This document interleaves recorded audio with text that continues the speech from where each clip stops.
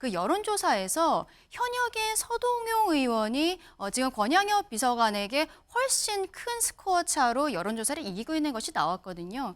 이거를 민주당 지도부에서 모를 리가 없습니다. 결과적으로 그 당시만 해도 지역에서 권 비서관보다는 현역인 서동용 의원이 훨씬 더 그 경쟁력이 있는 것으로 나왔다라고 봐야 할 것 같은데요.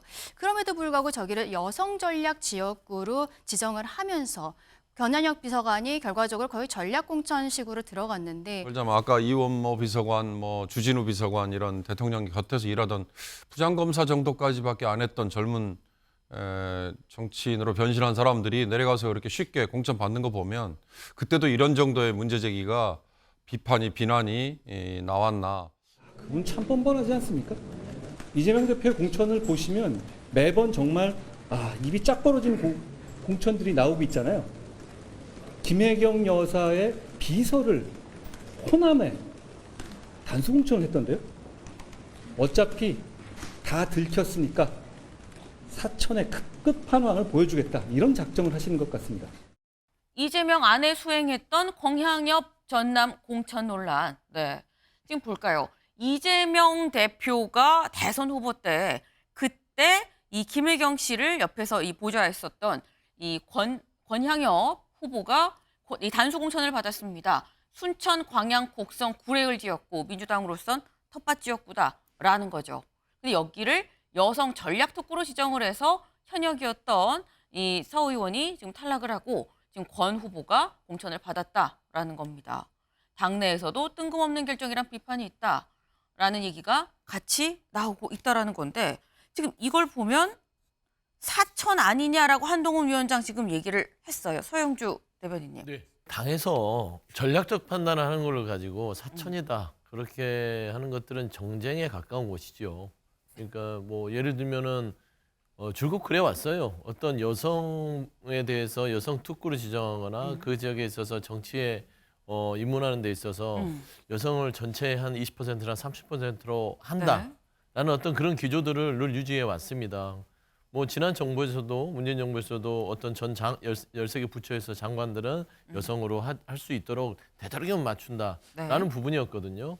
그러면 그런 부분들이 사적 감정이 있어서 여성을 우대하겠습니까? 그건 아니잖아요. 여성의 정치 참여를 확대하기 위한 하나의 기준인 겁니다. 민주당은 그런 기준이 있었고 현재 봐서는 권양엽 후보 같은 경우는 전체를 봐서는 여성 특구로 지금 어디를 지정한 데는 없어요. 그러니까 유일한 곳이죠. 네. 그러니까 예를 들어 지금 현역 의원인 서동영 의원은 억울할 수 있어요. 현역이기 때문에. 멀쩡하게 잘 현역으로서의 지역에서 의정활동을 했는데 경선기회를 주지 않는다. 이런 부분에 있어서는 충분히 문제 제기를 할 수 있으나 이걸 사천으로 넘어가는 것들은 좀 과도하다. 그냥 정쟁입니다. 이 하나를 가지고 특히나 또 그냥 권양엽 후보 자체가 전 비서관 자체가 대선 때 그러니까 김혜경 씨의 비서를 했다. 그래서 공천을 받았다. 이거는 이제 과도하게 이제 엮은 것이죠. 그래서 저는 이 부분은 그냥 정쟁인 부분인 것이고 내부적으로 현역 의원이 경선기회를 못 받는 것은 그냥 경선을 원칙으로 했으면 좋죠. 깔끔하게요. 조금 더 여성에게 가점을 많이 주니까요. 그런데 그런 부분들은 당에서 전략적으로 판단했기 때문에 이 부분을 가지고 사천까지 이어가는 것들은 본인이 한동훈 비대위원장이 몰래 숨어서 친윤, 윤핵관 다 공천했잖아요. 그런 공천을 숨기기 위한 하나의 또 어떤 그 반격이다. 저는 좀 그렇게 판단이 됩니다. 여성 전략 지역으로 결정을 했는데요. 그렇다면 저기가 왜 여성 전략 지역이 되어야 하느냐? 지금 민주당이 시스템 공천안에서 그 시스템이 어떻게 돌아가느냐 거기에 대해서 많은 분들이 의구심을 갖고 있는 것이죠. 지금 띄어져 있는 그 기사를 보면은요. 지난해 말에 KBS 광주방송에서 실시했던 그 여론조사에서 현역의 서동용 의원이 지금 권양엽 비서관에게 훨씬 큰 스코어 차로 여론조사를 이기고 있는 것이 나왔거든요. 이거를 민주당 지도부에서 모를 리가 없습니다. 결과적으로 그 당시만 해도 지역에서 권 비서관보다는 현역인 서동용 의원이 훨씬 더 그 경쟁력이 있는 것으로 나왔다라고 봐야 할 것 같은데요. 그럼에도 불구하고 저기를 여성 전략 지역구로 지정을 하면서 권양엽 비서관이 결과적으로 거의 전략 공천식으로 들어갔는데 그 과정이 매끄럽지 않다는 거죠. 그럼 거기에 대해서 생각을 해봤을 때 이분이 그동안에 무엇을 했는가, 이 지도부와 무엇을 했는가 생각했더니 지난 대선 과정에서 김혜경 씨, 배우자 김혜경 씨의 배우자실 부실장을 했다는 겁니다. 그런데 거기에 대해서 다시 한번 사람들이 알아보니까 당시에 배우자실의 실장이었던 분은 이해식 의원이에요. 네. 이해식 의원은 지금 강동을에서 단수 공천을 받았습니다. 경선을 하지 않았다는 것이죠.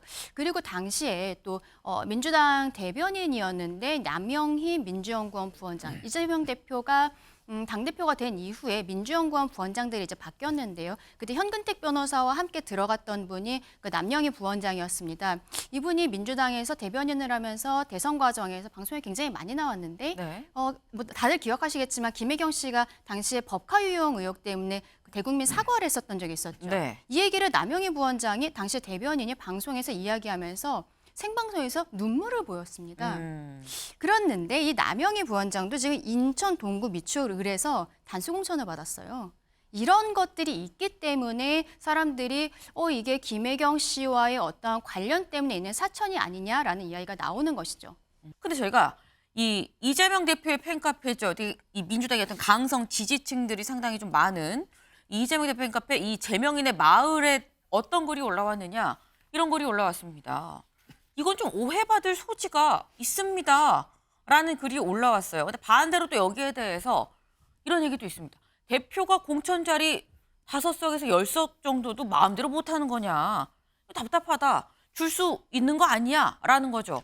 어쨌거나 논박이 좀 있었는데 현재로서는 해당 글이 삭제가 된 상태이긴 합니다. 저 혼란의 국힘 경선의 공천에 대해서는 조용한 공천이다. 분신 같은 사소한 소란도 있었다. 이렇게 하면 되겠습니까? 현역 불패. 기득권 공천 그대로 하고 있지 않습니까? 그런 썩은 물 공천, 고인물 공천, 그리고 항의조차 제대로 못하게 하는 또 언론의 입을 틀어막는 입틀막 공천 하고 있는 자신들을 되돌아보기 바랍니다.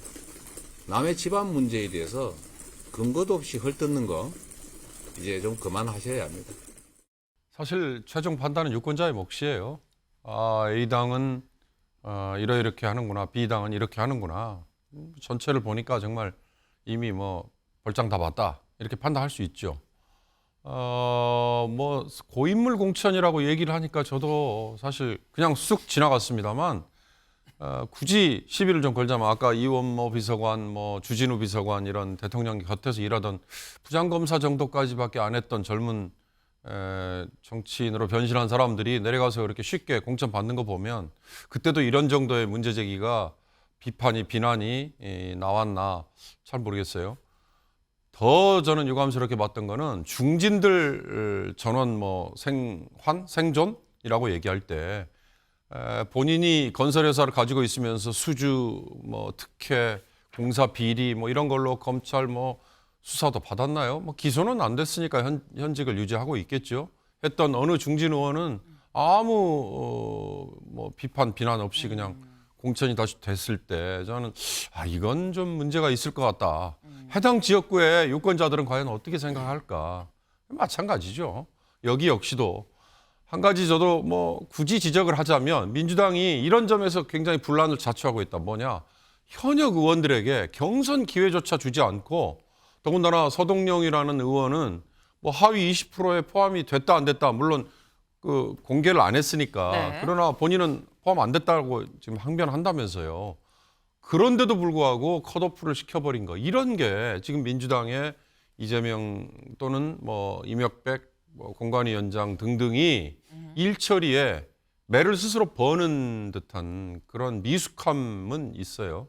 그러나 다시 원점으로 돌아옵니다만 아까 이재명 대표가 그 얘기했나요? 남의 당 공천에 뭐 이렇게 지적하는 거 상대 당이 하는 거는 이렇게 공천해줘서 고맙습니다. 오히려 그렇게 얘기하면 더 좋죠. 이렇게 약점이 많고 흠이 많은 사람을 네. 공천해줬으니 유권자들이 당연히 우리를 찍어주겠죠. 라고 얘기를 하는 방향으로 갔으면 좋겠다는 생각이 들고요. 네. 그러나 전혀 이해관계가 없는 사람들이 볼 때는 한심한 생각이 들긴 들 거예요. 그렇지만 잣대는 같아야 된다.